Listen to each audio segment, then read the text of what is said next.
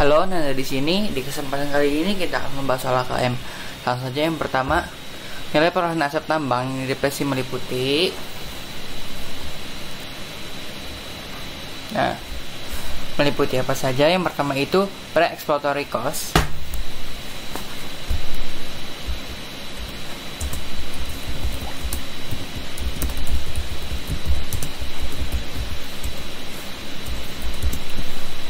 Selanjutnya ada exploratory and evaluation cost.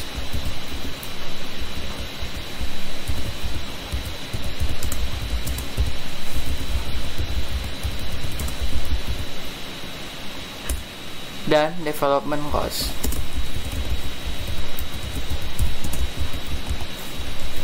Nah, apa sih pre-exploratory cost itu?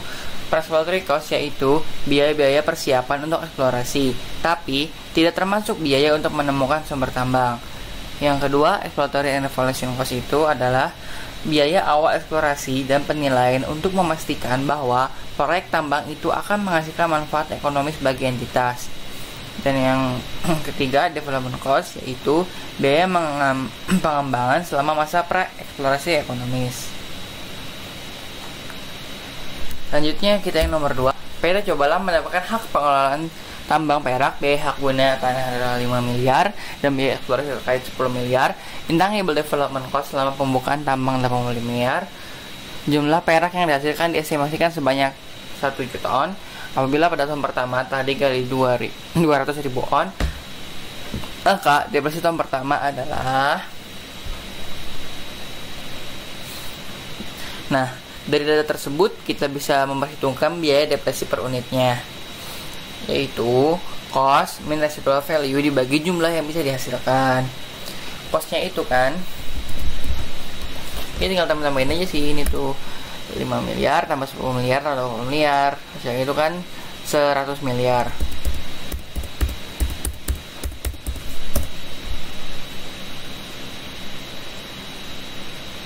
Nah, costnya. Terus nilai residual value nya 0. Nah, jumlah yang bisa dihasilkannya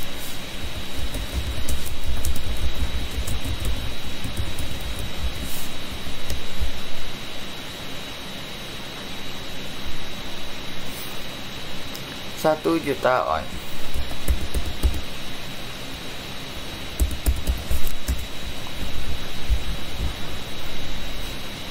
Nah, kita tinggal menghitung depresi per onnya 100 miliar dibagi dengan 1 juta.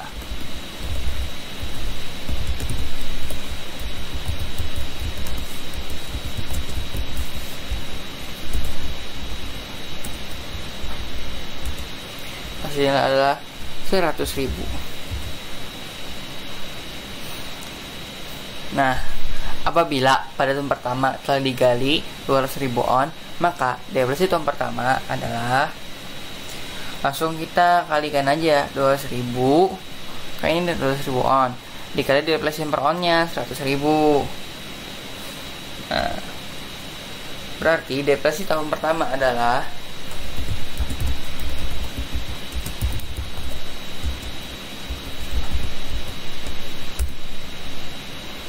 100.000 dikali dengan 200.000, 20 miliar. Maka jurnalnya adalah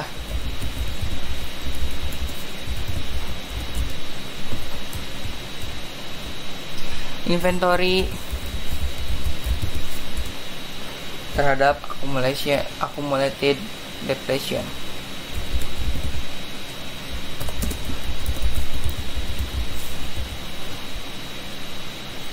Nilai 20 M.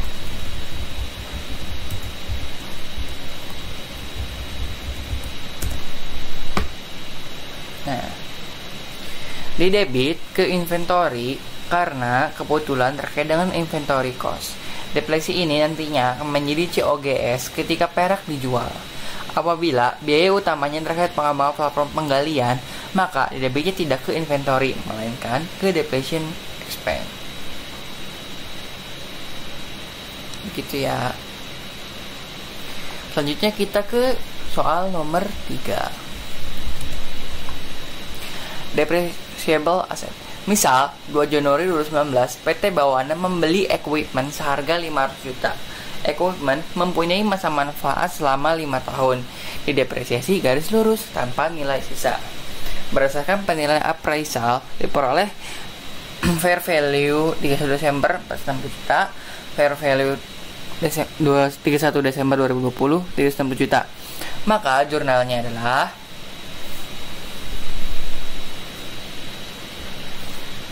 di situ kan kita dapat informasi bahwa equipmentnya 500 juta.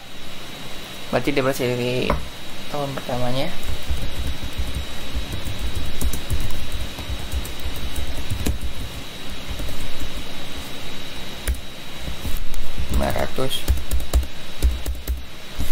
Dibagi 5 tahun alias 100 juta.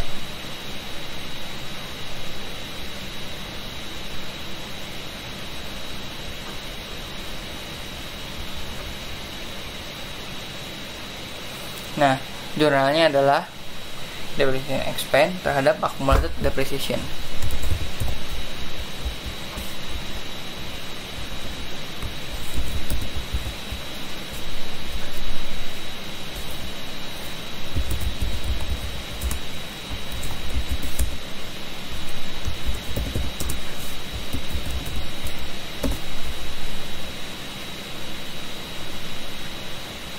Nilainya adalah 100 juta. Karena ini kan nggak ada residual value, jadi langsung tinggal dibagi aja sama berapa tahunnya.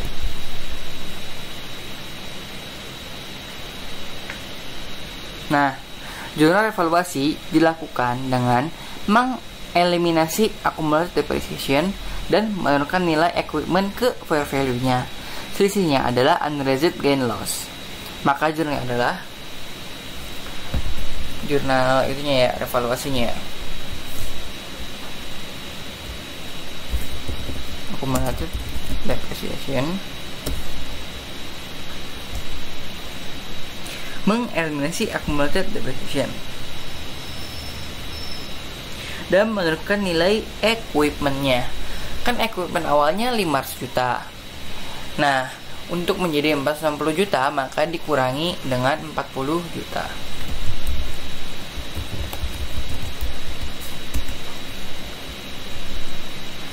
Selanjutnya, sisanya adalah unrealized gain on revaluation.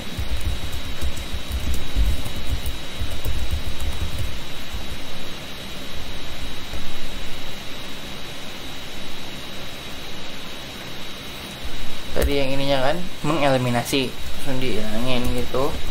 Terus ininya menurunkan harga fair value-nya jadi 500 juta dikurangi 460 juta. Sisanya adalah unrealized gain or loss. Unrealized gain on revaluation. Harganya adalah 60 juta.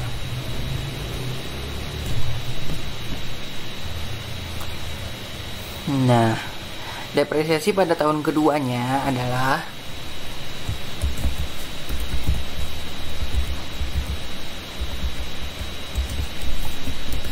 depreciation expense terhadap accumulated depreciation.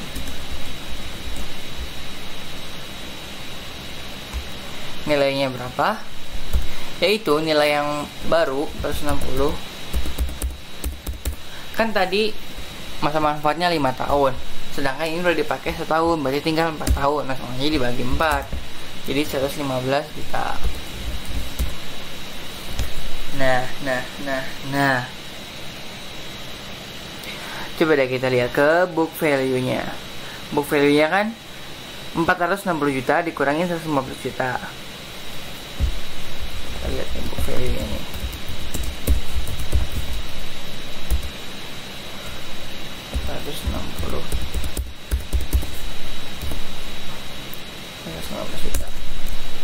alias 345 juta. Nah, gain yang realized adalah 15 juta. Mengapa? Karena dari 60 juta dibagi dengan 4.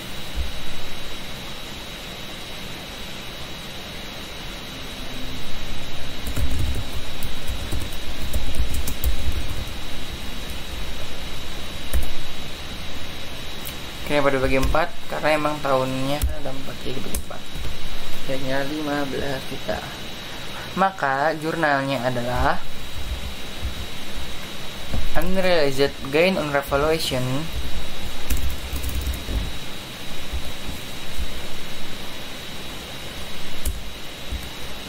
terhadap realized gain on revaluation.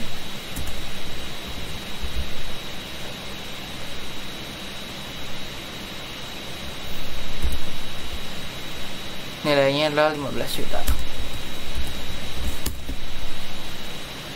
Terus kan tadi diketahui lagi, misalkan fair value per 31 Desember 2020 adalah 360 juta. Maka di jurnal akumulatif sama aja jurnalnya kayak yang ini.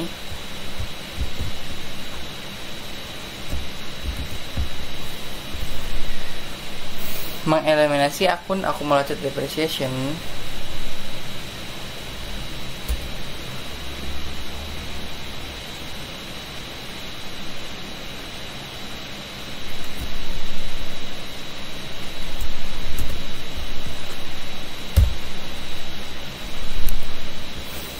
terus menurunkan nilai equipment, kan nilai fair value nya yaitu kan tadi 460 juta dikurangi 360 juta. Nah, sisanya adalah unrealized gain on revaluation. Itu senilai 15 juta. Lanjutnya berarti jurnal depresiasinya.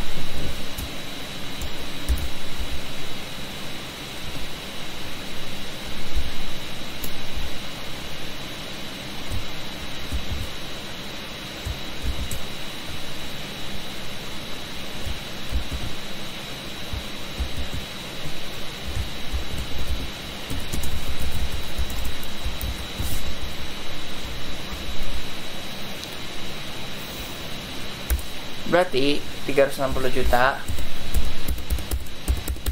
dibagi 3 karena sisa 3 tahun adalah 120 juta. Selanjutnya kita lihat book value nya.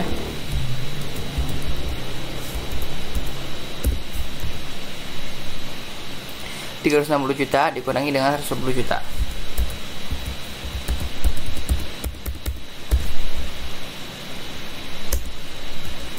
Value 250 juta. Terus gain realizednya adalah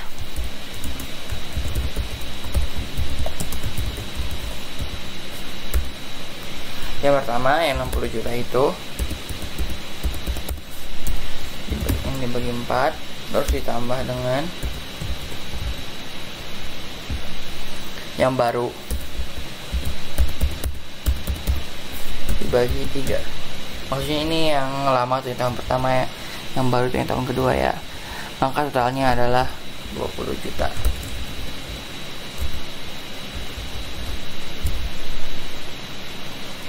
Oke, maka jurnalnya adalah seperti ini.